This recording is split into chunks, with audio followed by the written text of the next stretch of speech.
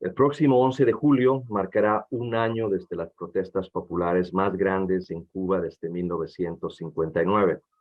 Si bien es cierto que esta crisis fue generada en parte por el COVID, devastó una sociedad que ya luchaba para defender sus derechos. Los gritos de libertad y abajo de la dictadura reflejaron décadas de opresión del pueblo cubano, falta de derechos humanos y libertades fundamentales negados durante mucho tiempo por la dictadura más longeva del hemisferio occidental. En una respuesta brutal, típica de los gobiernos autoritarios, el presidente Miguel Díaz-Canel ordenó a las fuerzas de seguridad acudir al lugar donde los seguidores básicamente protestaban y se opuso violentamente a las protestas pacíficas. Al mismo tiempo, el régimen interrumpió los servicios de Internet y bloqueó el acceso a las redes sociales para evitar que los activistas se comunicaran y se organizaran en líneas. Decenas de manifestantes pacíficos fueron brutalmente reprimidos, mientras que en los días posteriores la cifra de prisioneros políticos por participar en estas protestas pacíficas sobrepasó la cifra de 1000. A quienes hemos vivido lo suficiente la represión del 11 de julio, no hizo más que recordarnos las tristes dictaduras en América Latina, la de Pinochet, la de Viola, la de Noriega, la de Alvarado y otras. Quienes todavía permanecen en prisión o han sido condenados a prisión domiciliaria o lanzados al exilio forzado, deben saber que desde Freedom House hemos abogado sin cesar por sus libertades y lo seguiremos haciendo. Durante casi 50 años, Freedom House ha monitoreado las tendencias globales en derechos políticos y libertades, como ustedes saben, libertades civiles. Ambos han sufrido importantes caídas a nivel mundial en los últimos 15 años. De los 35 países que medimos en América Latina o el hemisferio occidental, Cuba ocupa constantemente el último lugar en ambas métricas y tiene más parecido a países como Bahrein y Bielorrusia, más que a Nicaragua e incluso hasta Venezuela.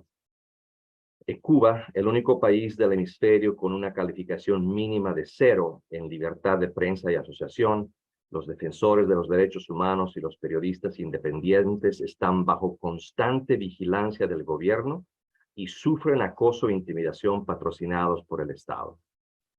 Tan sistemática es la campaña de represión del régimen que las casas de muchos activistas se han convertido en sus prisiones de facto. Cuba es también el peor abusador de la libertad de Internet de la región, seguida de Venezuela. Según el informe de Freedom House, Freedom of the Net, Cuba tiene una de las tasas de conectividad más bajas del hemisferio occidental. A pesar de las mejoras significativas en los últimos años, el acceso regular al Internet sigue siendo extremadamente costoso. Las conexiones son deficientes y el control por parte de las autoridades sigue siendo preocupante. El decreto ley 35, introducido en agosto del 2021, un mes después de las históricas protestas del 11 de julio, censura y criminaliza la libertad de expresión. No está lejos los decretos leyes anteriores como el del 370, el 349 o la ley 88.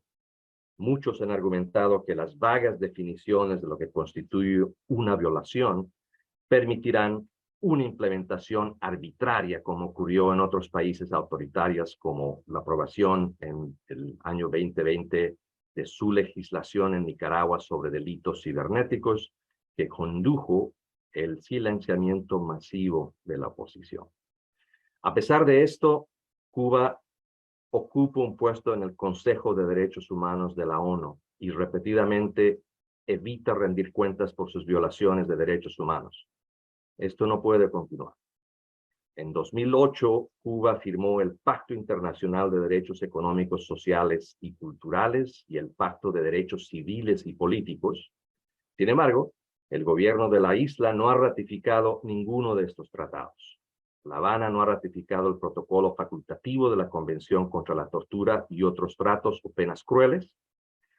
Desde la fundación del Consejo de las Naciones Unidas el 2006, Cuba ha seguido ocupando uno de los 8 escaños de este Consejo durante 5 mandatos, lo que convierte en el país que más tiempo ha servido en el Consejo de Derechos Humanos, a pesar de su récord en derechos humanos. La trayectoria política y de derechos humanos de Cuba depende de gran parte de la voluntad y la capacidad de la comunidad internacional para impulsar una rendición de cuentas procesable a largo plazo de acuerdo a las normas internacionales de derechos humanos.